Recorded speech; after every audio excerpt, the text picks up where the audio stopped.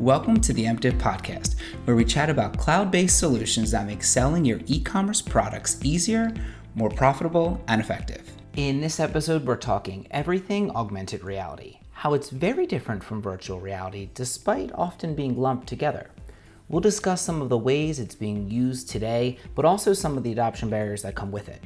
And finally, we'll end on where AR is going in the future and how it can contribute to information overload. I think we're going to talk a little bit about some of the comparing them a little bit, and then most of the episode we're going to spend on augmented reality, which is, I think, a place where we kind of think there's more there's traction. more traction, I think.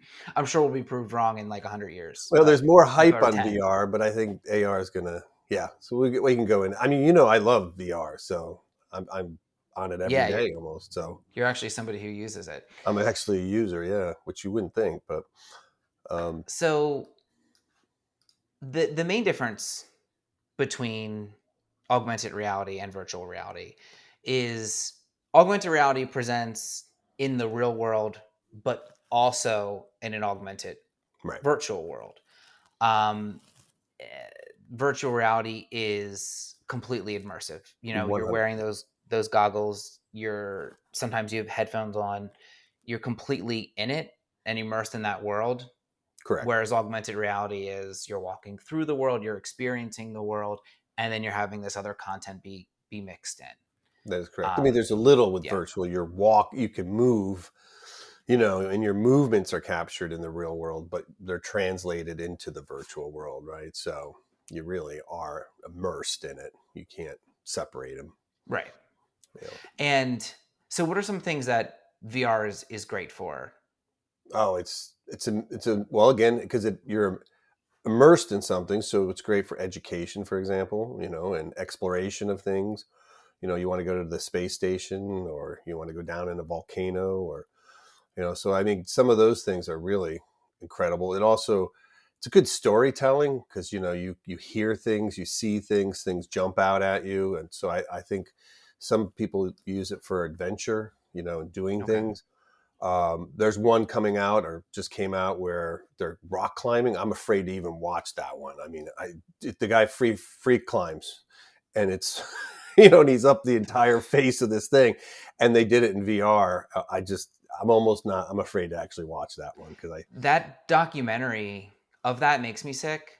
The free climbing one. Yeah, that's the same. Well, it's the same thing, but now they did it with VR, which would make it so you could turn around and look out and look down. I feel it in my stomach. Yeah. I watch Amazing Race now. Like the older I get, when I was early, I didn't even care about stuff like that. Yeah. The older I get, now I watch Amazing Race and I get sick when they do something that's on the top of a building. Right. It's insane.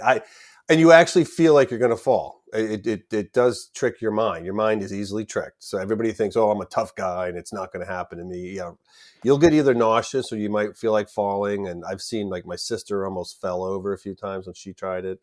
So, but the problem is it's very singular still. I don't know how much they hype up. I mean, I even saw it on the news again this morning. There must be some connection between CBS and Facebook or something because they were in the meta, we're all in the meta and we're trying to make it sound like it's a group thing. And I get it. We're getting there, but it is not. I can tell you there's very few games that are really for 2 or more players. There's some like golf and stuff that you can get. And a lot of the interaction or exploratory things are all singular. So if you do education, as far as I know, I mean, I'm saying that in general terms. So there's probably someone out there. But it's starting, but not. Right. You're saying not like the bulk of it isn't as developed as the singular player. And I think for education, that's a slight problem that they're finding out. The kid puts it depends on the age, but they put the device on their head and now they're completely out of the classroom. Well, but they're also away from teachers and people. You know what I mean? They're right, which could be good for some educational things, like you were saying at the start, but not for others. What I'm curious about, but I won't go too far off on topic, but I'm curious when we were talking about like the heights and I'm really curious what will happen to some of the younger generations who are exposed to some of the like extreme physicalities of heights and acrobatics, like whatever, like what, how will that come out in the real world? That's a great question. Like, think your instincts are telling you not to do something, right? You And in won't be that so world, it's scared, right? safe. Yeah. But in this world, it's truly You not. might be, yeah. I mean, how do you learn to dive? And we could go off on that subject, but to dive off of a 30 foot, and do a dive into a pool. What's the first? You have to work your way up to that. But I Right. imagine if you started where you could actually watch somebody do it and you free fall and get the moves down, maybe you just eliminated weeks and weeks of training because you can kind of accelerate it. One of the problems with VR, before we go though, is the hands. They're not, the whole movement thing is still, I think, The you have tactical controllers, feeling. and some of them are hands free, but they're not really good. And if I was to hand you something or you were to grab something, I tried it like the space station. You try to grab and pull yourself along, and it's a little bit cumbersome. So when they get that worked out, I think it'll make a lot of these things easier, especially for younger children. It's the need to have controllers still is a something that's holding that industry back. But Yeah. I'm sure they're really working on it. There are some hands-free ones now. Yeah, and even some of the cameras, they can 3D render Mhm. of your hands. They can sit. You don't need gloves anymore, almost. But Right. you remember the old Rumble packs for like the Hmm. N64? You're gonna have them for your fingers to get the tactical Hmm. feeling. Um, They're getting there, but so the AR world, augmented reality, is different. Um, yeah, people so combine them, but they're not. They're totally different. Yeah, yeah. I don't know why we lump them together. Maybe because their names are similar. maybe could be. um, so augmented reality essentially like it alters your perception of the reality around you by adding 3D objects, sounds, haptic feedback, Hmm. video, graphics into The real um, world, the right? real world. And it's sort of like this merge. Something very important about this is 3D rendering. And Hmm. it's something that's kind of like, I feel like it's not what you first think about when you think of augmented reality, but you need 3D renderings, right? Correct. Right. So Yep. and the device that you're using right now, it's traditionally a mobile phone. That mobile phone needs to also understand where you are in space Right. and time and give a 3D rendering of your uh, environment. And Environment. Yeah. Mhm. computer vision mixed with machine learning. um, it's kind of how that's done. And some of the hardware you're going to hear a lot about are things like a lidar sensor, which is a light detection and ranging system. Mm. It's kind of similar to a little bit like regular radar or sonar, but it uses lights from lasers, and Okay. it bounces those off of objects, and basically how they return is the distance and the shape, and they kind of maps a 3D model of something. Now, a lot of Apple devices have the lidar sensors in them now, and some Android do as well. However, Android's kind of doing it a little bit differently now. It's kind of one blob that shines a Mm. light of one blob, whereas Oh, really? opposed to, Oh, wow. yeah, Apple's lidar is pretty cool. It almost does like a grid of dots, Oh, and wow. so it's getting more of those mapping points. I'm sure Android's gonna, I'm sure there are Well, those devices out there mapping that points are does, key, right? I remember doing yeah. that with the medical devices for VR. You have to know exactly the key points to map. In Yep. that case, you have to be exact. They can't just project it; they actually measure it. Oh But yeah, yeah, in that you get the instance, same it's, yeah, concept, yeah. for sure. And then, Um, and so the how you get 3D renderings, it mhm. is that's going to be a new, where do companies get their 3D renderings? How do they get them done? What kind of rendering do they have? Um, and right now, there's kind of a couple main ones out there: CGI modeling, um, photogrammetry, which is That's a full a word. cylindrical area of cameras that captures a device. Oh, It's okay, just sort of yeah. like a That's what I fancy always word. refer to. That right, the rotating camera thing that goes Yeah, around. Yeah. yeah. And then laser scanning, I guess similar to LiDAR in some Well, capacity. just on a side note, I remember when if you look up AR in the early days, people a lot of times they say, "Well, there was AR when Shopify added 3D," and I'm like, "Well, how does that?" But I guess what they were trying to say is that was some of the stepping stones towards having real AR is you got to start with the 3D models, and you have to be Right. able to show them. So it makes sense now that I think about it. And you can lay these devices, like how they're being used now in some capacity, um, in shopping, and we're going to get to that a little bit Yeah. later on, is laying, you can see the products in your space. But so what are some uses now that people might recognize that aren't, or that have been used for a while? I think the biggest one would be the football, right? The where the you see the TV, you have the yellow line of the Oh, next like first down, down. first Yeah. down line. And race cars, I think they follow you around the track, Hmm. things of that nature. Those have been out for a while. They're overlaying on on a video, but I think it's same kind of technology. They have to know where the plot, the exact line is in the space, and the pilots are using it. We know that for the military. You've seen that, man. That's been going back a ways, right? Yeah. Heads up display and fighter jets. But then I think most modern aircraft now come equipped with it. I'm not an expert in that area, but I know the Yeah. newer It's becoming aircraft more do, popular in the commercial airline. especially for landings and takeoffs and wind shear and stuff. Education's huge. I've been watching and fascinated by, one of my favorites was, it's the simplest thing in the world. I wish I would have thought of it. They took cue cards of the um, elements, Periodic table. periodic table, but they just took elements of cue cards. So people would study the cue cards and go, what's that element? What's this? Well, they actually put them alive in a sense where you could, if you put two of the cards together, they would combine to make, like H2O, and it would become Oh, water. cool. And then you'd separate it. And so the students could get a really good idea of, well, what elements go together and what do they create? I have to believe that would, if they had that when I was, in school, I would have been able to pass chemistry. That was an amazing use of it. And there's other ones like that where they're just simple objects, but they're teaching kids things.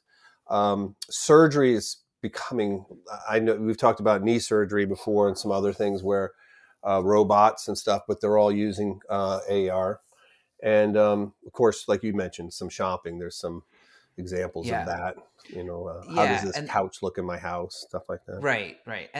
And sometimes I think that the shopping space has not come No, I fully don't either. around yet, and you're going to hear us say this throughout the episode.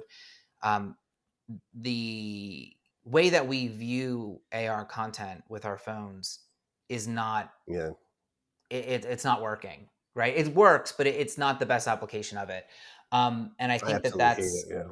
sometimes a problem. But for some shopping now, what we're seeing is that people are able to see a product in their space, in their home, and get a pretty good idea of the scale and the size of it, and the color, sort Right. of. Sometimes the colors are a bit weird depending on the screen, and like, I think that's an area that will improve down the road. But um, you are able to get a pretty good idea of something and kind of see it in your house and how it will look, enough to bridge the It's gap. no. It's more of a um, novelty still, though. But yeah, yeah, I think a little bit of a novelty. I think in some areas it's becoming more and more popular, um, specifically in the retail world for I've heard makeup, right? cosmetics. Yeah. Cosmetics and makeup. I've Yep. And correct. clothing too. You can try some Yeah, clothes on. yeah. But the cosmetics industry has done a fair amount. A lot of these filters on Instagram, Pinterest, Can you and imagine if you had to Snapchat. try all those different shades on? You know what I mean? It's so hard. But if you really want to see what you would look like with this particular shade of something, I could see it instantly being With somebody a used to home sit run. there in like J.C. Penney's or Right. Macy's or Strawbridge's and put the makeup on somebody That's correct. and The take it the other off. ones, some of the all the apps that I've downloaded are clunky, hard to use. Not the end result wasn't good, but I think in makeup, they've really refined that, and I've seen examples where it blows me away. So I Yeah, have to some of say the new it's Instagram ones are yeah, pretty crazy too, with they're like really good. hair dye and stuff. Like Yeah. Walmart had one out for hair dye. IKEA's done a ton with, obviously, They furniture. do furniture, right? But I mean, Um, the cosmetic industry is huge, and it has a lot of money and weight, and it's really doesn't get talked about that much. So we've even talked about that before. That I think yeah, they're gonna probably push this industry, more so than say furniture. which Yeah. which is a good. I think furniture is a great application for it too, but I don't see it as much as Yeah. makeup coming in. And Nike had a cool one. They did a lens with Snapchat where you could Yeah, you try told on me Air about that Force one. Ones. I th- Yeah, um, and they look, wonder my son and didn't try that. he may have, right? He might have. He Um, has Snapchat, but I didn't know if that would be something he'd be interested in. and they also have Nike has an app too where you can like get your shoe size and all sorts of Right. stuff and pick out shoes using some augmented reality. So I think that area is going to keep expanding a little bit, and Yeah. Yeah. the curiosity of the consumer, I think, will drive some of that. We don't really know where it's going to go yet, but it's definitely happening. It's happening in industry, and you just don't hear about it, right? So that's what I think the secrets are: military and industry. And I'll give you some examples. That when I was doing some research, there was done on what they call them doubles. I took notes on it, John. I couldn't remember. I couldn't find them for this podcast, but the the concept was and I'm just going to use oil drilling in the mid Atlantic. I have no idea where it was, but there were parts that that needed to be fixed or were broken, but might be 1,000 feet down in the water, right? But then an engineer in an office somewhere else, could be working on a double. So they would actually double the equipment, and then they would use the augmented reality to actually work on items that are far away, either through robotics. I'm not exactly sure how, but it made perfect sense because they're using an exact double of the 3D model. So you can actually work on one thing. It could be in space. So I imagine like mm, maybe NASA, the Mars rover, somewhere somebody figured that out. And it's a great concept.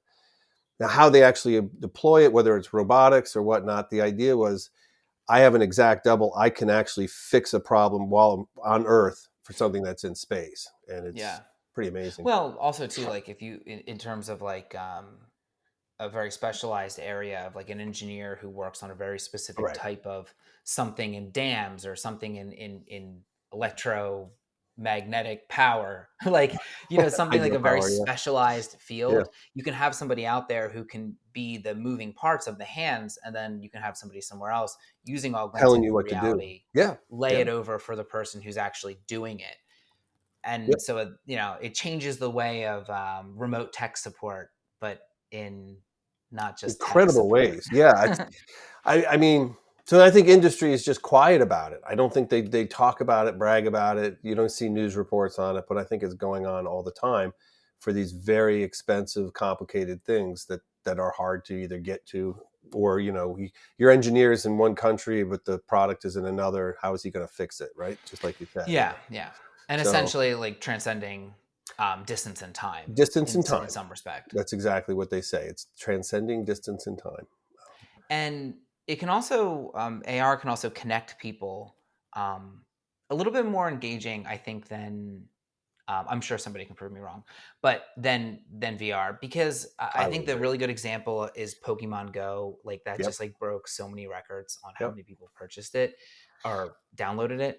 Um, and it was interesting because it like kind of like brought people out of their houses and like into different spaces, and it was sort of interactive with the community. Yep. But it was kind of interesting to see like everyone's like looking down at their phone, like walking around, and that will lead us into the next thing that we're going to talk about, is that there are sort of some problems with Yeah. That's the so true. way we view the content and why we aren't seeing an explosion of it.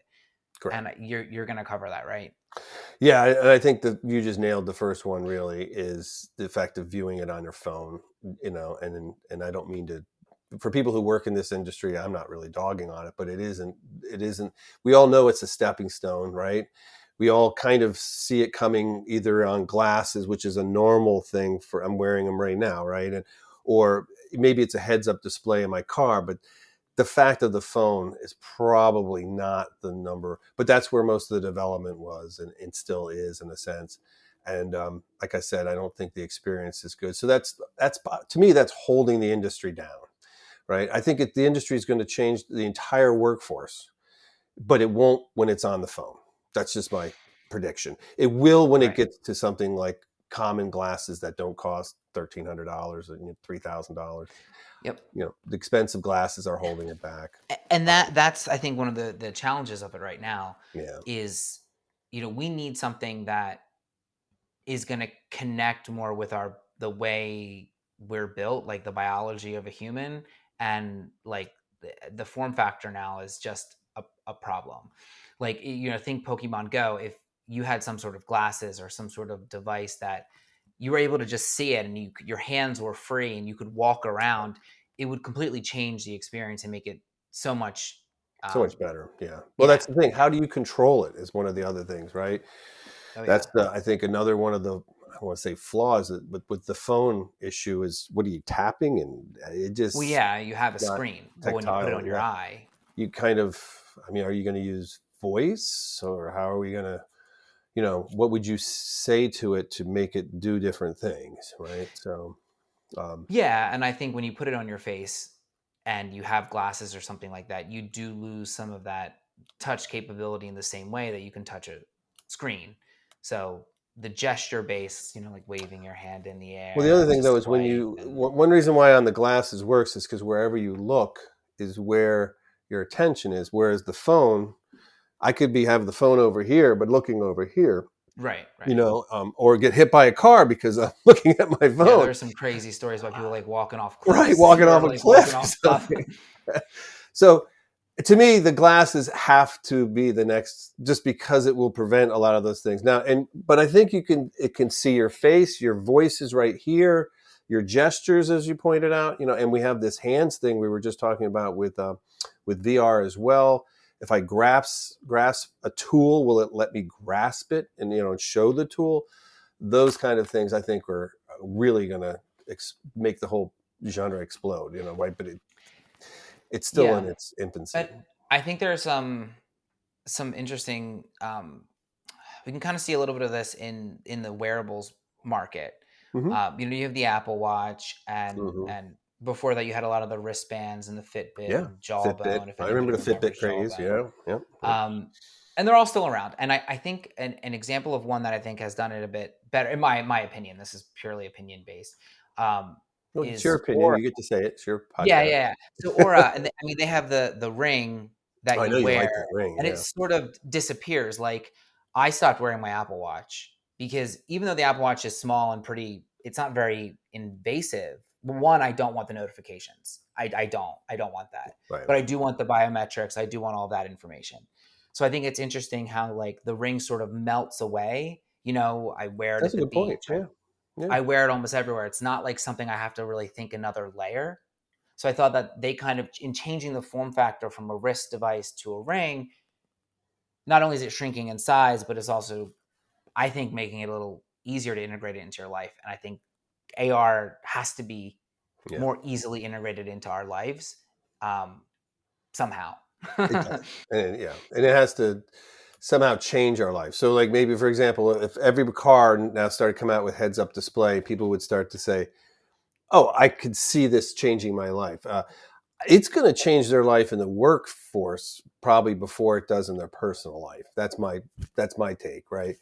Things are going to change in the way you do work, how you do things. They would probably have the devices before it became a personal device. But if they can find a good, like shopping, we were saying, if they could find a really good reason for a personal use, well, then it becomes a neck and neck race, and we might see more of personal use. Yeah. Um, I just don't see it as much. Like we brought up fixing a TV. I was brought up the other day, right? I said, don't throw away your widescreen TV. Most of the time, it's either the power supply or the motherboard. One of them fries because of lightning, right? It's like the most common thing. They're easy to change, but most people, how do you get to it? What the screws and the components and finding it. Now, if you had a pair of VR glasses, you could fix almost any TV, right? And I would think people would use it for fixing their plumbing, Well, or yeah, you're gonna like the content creators, like just how like now there's the YouTube, and you Google almost yeah, yeah. anything on It's just YouTube to like you see, find on YouTube where they show you how to do right? it. Yep, yep. It's going to be that, but with an augmented reality. We don't know what that application or that framework looks like yet, but it Would you should ever be try there. to fix something with the YouTube? You're like, you're holding the phone and you're Oh looking at yeah, it. So that's what I mean. If they can bridge that with the glasses, just show me the part and it lights up and says, take this out, and then maybe it yeah, says, oh, you need a new replacement. Let me, hit add to cart. And wow, I just ordered it. It'll be here tomorrow. that would be, that's not a YouTube experience I can tell you I have with No, just how playing it to. in my eye would be helpful. Right. It's just playing the video in my eye would be helpful. I don't have to hold it. Right. Um, But so yeah, that can segue into where we're going with with yes, augmented reality and the how danger. does it fit? Yeah, how does it fit into information overload? I know we Right. talk about information overload and decision fatigue Yeah. for people. How does it fit into that?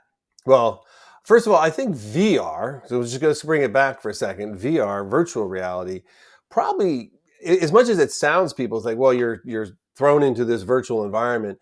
I actually think it's more relaxing because you close out the real world. You don't get the notifications and your emails not going off and the phone's not going, right? You're kind of Hmm. immersed in something. And it might be challenging or interesting and your mind is focused on it, but you're not getting an information overload. So in my book, VR gets an A+ for information overload. It does not cause it. Not Unless you're my walking around a cliff. now, AR, on the other hand, I think is a candidate waiting for information overload with problems. And one of the things they say is you could shove so much information at a person. Um, so there's some examples where you take, one of the problems is you take away all that information. You have to add some intelligence in to say, so I'll give you the great example. They say like, so you go to the control screen of a nuclear power plant and you remember, you see screens everywhere and everything's going on and they're using those screens to monitor temperature, this, that, and the other thing. Well, in a way they could have glasses that would just alert them, hey, temperature went up. And you don't need all those screens. And that's what they're going to try to reduce, is get rid of screens and put more heads-up displays and things of that nature when it's important. What did I just say? It has to be able to filter out what's important. It can't take all those screens and just shove them in my eye. That's the opposite, right? Right, And right. it's so there's a little bit of built-in intelligence and filtering the data before it presents it to you. Because can you imagine your heads-up display in your car just, oh, email came in, bing, bing, bing. It would just be, now you'd crash in the car in a minute because you have Right, too right. much information. So, Well, yeah, or when you're, you know, walking around on the street, right, you talk about like points of interest. What, you have all these things popping up. You're in New York City or right. Philadelphia, and you're walking around, and all these things are coming up. You ever try You, that? It's crazy, isn't it? It's well, like, you need some sort of recommendation yeah, system. At the end of the day, like it comes back to some sort of recommendation it system that does. knows you Something that would filter it, right? and where you're at. Yes. Um, Again, you don't want to see coffee shops. Why are they popping up all over the place, right? I mean, some of them are ads too, right? You know, yeah, and some of it can add value. I think that that's something sure. to like. It can also make you less distracted. I think like one of the things I think about is like when you're at the gym and people are like always on their phone, like their head's always down there and they're looking at their phone. Maybe they're Hmm. changing their music or they're looking at their workout routine or something. If you could get people off of that and they had augmented reality, they could see their workout as they went and get the things that they needed to do it, right? But they wouldn't be on their phone, so it could be safer. But the flip side of that is in any of these instances, it can be the exact opposite.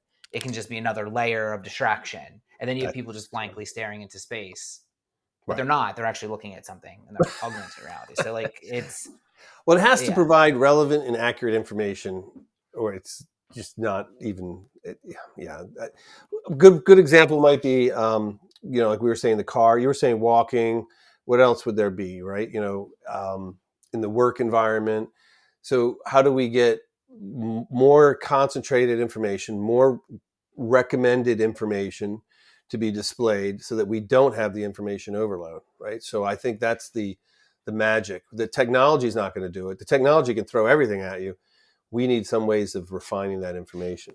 And there's And actually a little bit of this happening in the manufacturing and packaging supply world oh where, yeah, cool. yeah, they have the VR glasses and they're getting the information that they need for filling boxes and order fulfillment on the glasses Great idea. and Right.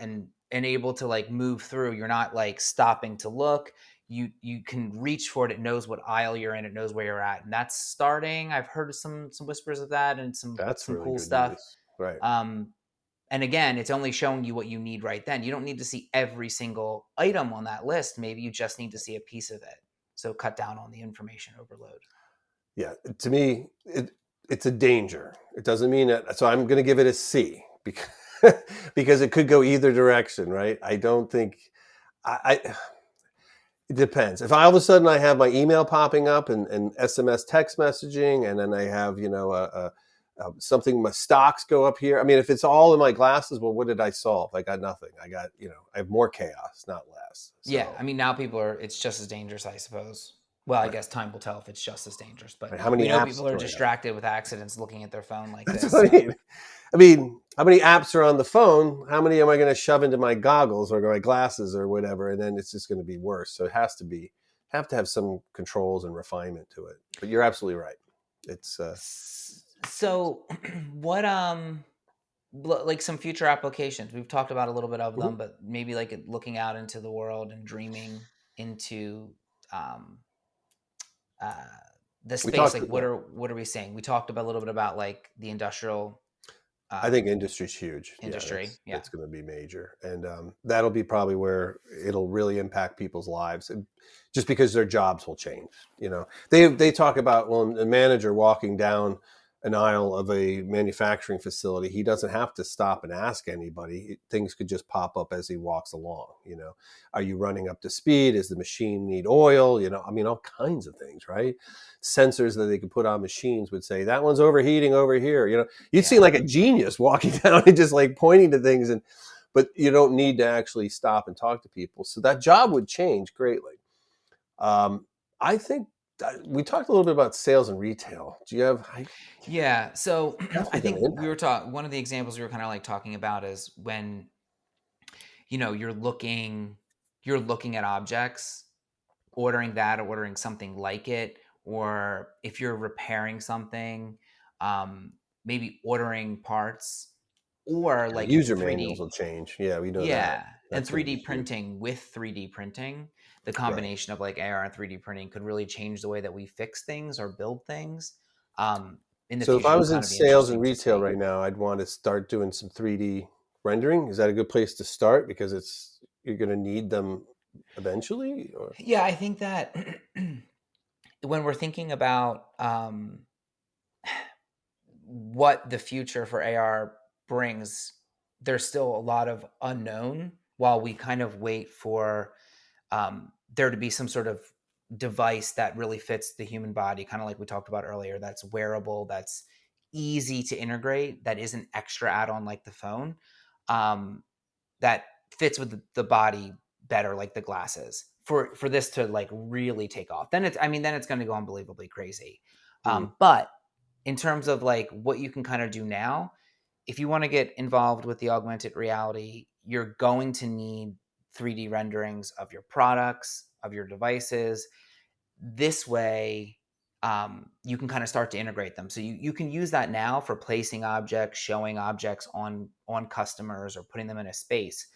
And there are ways to use it, but it does definitely start with some sort of 3D rendering in some capacity, It's some to place it. groups. I'm just thinking of a friend of mine who designs and sells paintball guns, which is kind of an interesting. Everything's done on CAD and 3D. So in a way, when they manufacture a new gun or a helmet or anything, it's all 3D anyway, and that would be easy for them to transition into this. It'd be super easy, right? Figurative, yeah, yeah, and I'm sure there are ways to do that. There are companies that like are just dedicated to 3D renderings now. I'm sure they use like a ton of different programs. The CGI and the 3D renderings versus the photography ones are different, and they look different for sure. Hmm. Um, Well, but yeah, I mean, we're when going to see all sorts of industries change as we kind of like go forward. The medical industry is going to be revolutionized. that's Um, huge. Yeah, yeah, even the way people play games and sports. You and I talked about like capture the flag. What does that look like with augmented reality and dodgeball, digital? right? We were saying that. Let's Yeah. play dodgeball. I'd just be afraid my glasses would fall and I'd step on them. But yeah, no, I think you're right. I mean, it's going to be a wild future. I can't wait to see what actually happens. Yeah, and if you want to get involved now, start with the 3D renderings, um, and see what happens. And play with some apps. I recommend everybody at least try it, play with it.